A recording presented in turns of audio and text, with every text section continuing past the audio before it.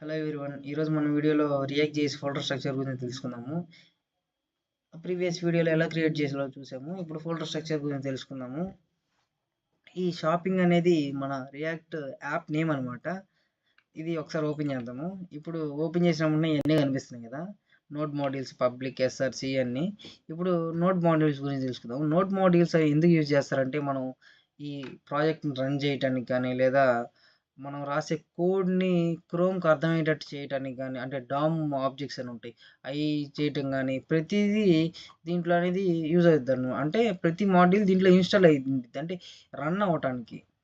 Next public folder. ఈ public folder ఎందుకంటే మన వెబ్సైట్లో ఇమేజెస్ కానీ, ఆడియోస్ కానీ, వీడియోస్ కానీ ఇవన్నీ ఈ ఫోల్డర్లో పెట్టుకొని మనం పాత్ రాసుకుంటాం అనమాట. Next SRC folder. ఇది మనకి మెయిన్ ఫోల్డర్ అనమాట. ఎస్ఆర్సి అంటే సోర్స్ అనమాట. మీరు ఆల్రెడీ సోర్స్ వినుంటారు.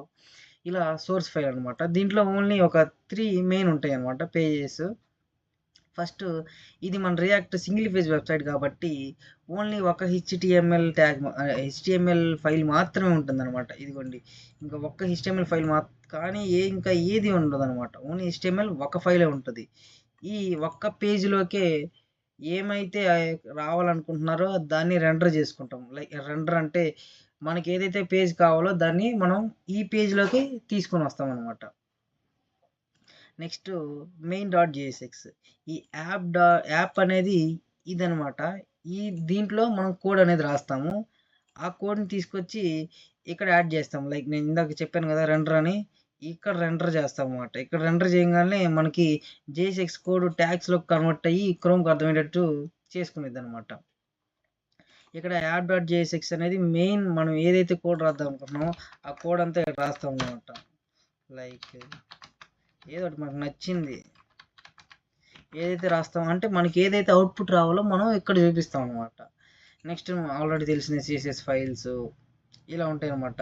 ఇది గిట్ ఇగ్నోర్ అనేది ఎందుకంటే ఇక్కడ నోడ్ మాడ్యూల్స్ చాలా ఉన్నాయి కదా, ఈ నెంబర్ ఆఫ్ ఉంటాయి ఇక్కడ. ఇవన్నీ మనం గిట్ హబ్లోకి పుష్ చేసేటప్పుడు మనకి అన్నీ డౌన్లోడ్ అవసరం, అంటే చాలా ఎంబీ పట్టిద్ది. అప్పుడు ఆ ఎంబీ అనేది తీసుకోదు, 15 ఎంబీ కన్నా ఎక్కువ.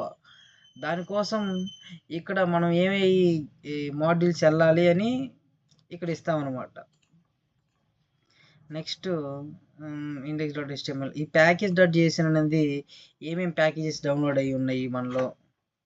లైక్ బూట్ స్ట్రాప్ డౌన్లోడ్ చేశాను, రియాక్ట్ ఏ వర్షన్ డౌన్లోడ్ చేశాను, రియాక్ట్ బూట్ స్ట్రాప్ ఏం చేశాను, మనం వాడుతున్నాం వీటి కాబట్టి ఏది, అవన్నీ ఇక్కడ ఉంటాయి అనమాట. నెక్స్ట్ ప్యాకేజ్ లాగ్ అని అంతే అనమాట. మనం రన్ చేసినప్పుడు npm run dev అని కొట్టినప్పుడు ఇది ప్యాకేజ్ డాట్ జేఎస్ఎన్ ఉంది, లాగ్ జేఎస్ఎన్ ఉంది కాబట్టి మన దాంట్లోకి లాగ్ డాట్ జేఎస్ఎన్లోకి వెళ్ళిద్ది అనమాట. దీంట్లో కానీ సేమ్ జేఎస్ఎన్లో ఏమైతే ఉన్నాయో ప్యాకేజ్లో దీంట్లో కానీ అయ్యే ఉంటాయి అనమాట. నెక్స్ట్ రెడ్మీ ఫైల్ అవసరం లేదు. ఇది వీట్ ఎందుకనమాట అంటే వీటిలో మాత్రమే మనం ఇన్స్టాల్ చేసాం, అంటే ఇది రియాక్ట్ ప్లస్ వీట్ కాబట్టి దీంట్లో యూజ్ చేస్తామంట. ఈ ప్లగ్గిన్స్లో మనం ఇక్కడ ఏదైతే మనకి యూఆర్ఎల్ రావాలనుకుంటున్నామో గిట్హబ్ తర్వాత మన నేమ్ తర్వాత అది ఇక్కడ యూజ్ చేస్తాం అనమాట. Thank you. ఇంకా ఎవరైతే మన ఛానల్ సబ్స్క్రైబ్ చేయలేదో సబ్స్క్రైబ్ చేసుకొని, మన ఛానల్లో రియాక్ట్ జేఎస్ బూట్ స్ట్రాప్ గురించి చెప్తున్నాను. నేను react JS with boot strap కలిపి చెప్తాను అనమాట. మీరు యూఐ అనేది ఇంకా సింపుల్గా యూజ్ చేసుకోవచ్చు.